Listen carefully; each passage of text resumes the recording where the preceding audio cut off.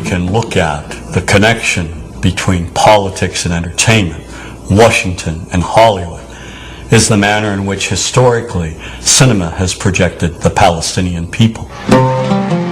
Since the founding of the State of Israel in 1948, our support has never wavered. Every American administration has made it clear whose side we're on. In contrast, Washington's policymakers have failed to support the millions of Palestinians who have been made refugees and who have lived lives of poverty and squalor as a result, while policies impact opinions. So equally unjust is how Hollywood has presented the conflict. Movies repeatedly depict Palestinians as terrorists, making it seem that all Palestinians are evil. Made in America, Colonel.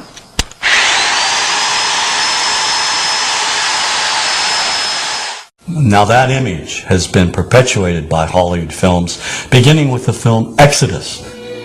It dealt with the very early conflict.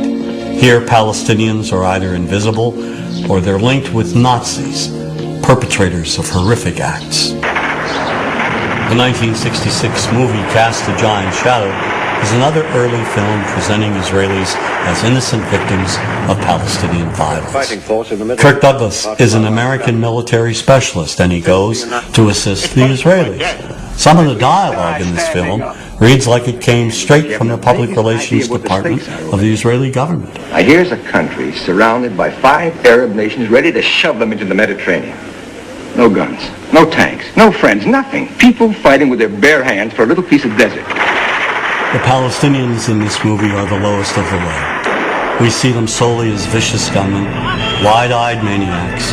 They will kill anyone, anywhere, anytime, for any reason. There's one brutal image in particular of a burnt-out bus with a dead Jewish woman tied to its side, with the Star of David carved into her back.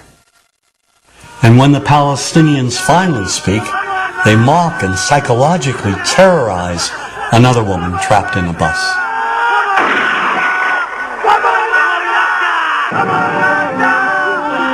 Well, if we jump forward a decade to the film Black Sunday, the Palestinian terrorist is now a woman.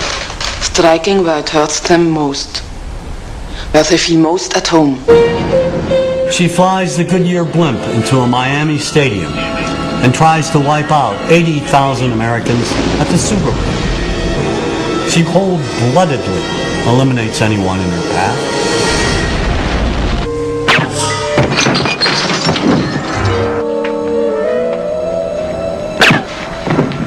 The movies that we see basically follow Washington's policy. It's reflected in the cinema over and over again, particularly during the 1980s and the 90s, where you had perhaps 30 films which showed Palestinians as a people who were intent on injuring all Americans. How may we help you, Jad?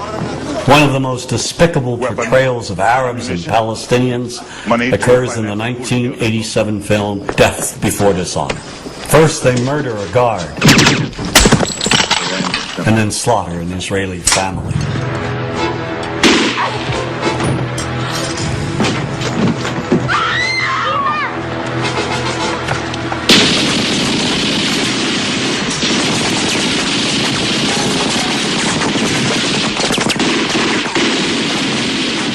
They kidnap and torture an American Marine, and in cold blood execute another.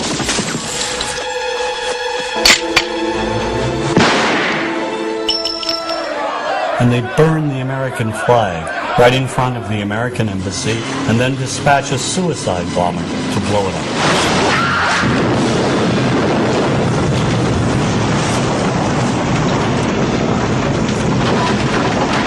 One reason we've not been allowed to empathize with any Palestinian on the silver screen is due to 2 Israeli producers, Menachem Golan and Yoram Globus. These 2 filmmakers created an American company called Canon, and they released in a period of 20 years at least 30 films which vilify all things Arab, particularly Palestinians. They even came out with a film called Hell Squad, showing Vegas showgirls trouncing Arabs in the middle of the desert.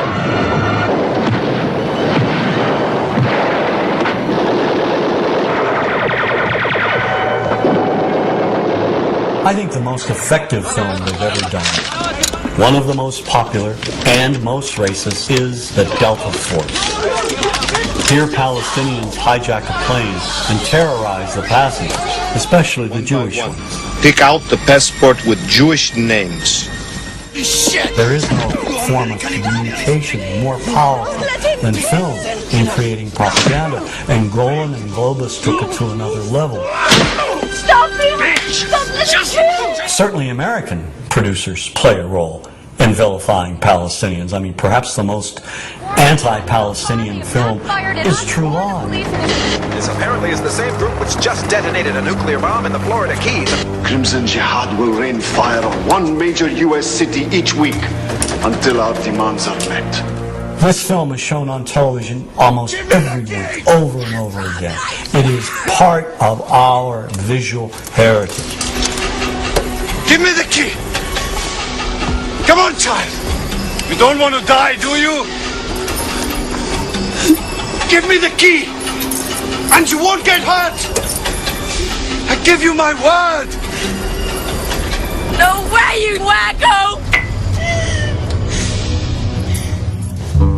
And we never see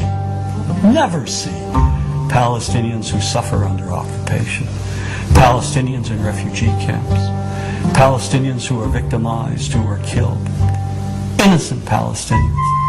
These images are denied us. Now, why are they denied us? Is there an unwritten code in Hollywood saying we cannot and will not humanize Palestinians? I mean, why can't we humanize Palestinians in the same manner in which we humanize Israelis? Is not the life of a Palestinian child, media-wise, Hollywood-wise, politically-wise, as important, as humane, as valuable as the life of an Israeli child? And if the answer to that is yes, why can't we see that on silver screens?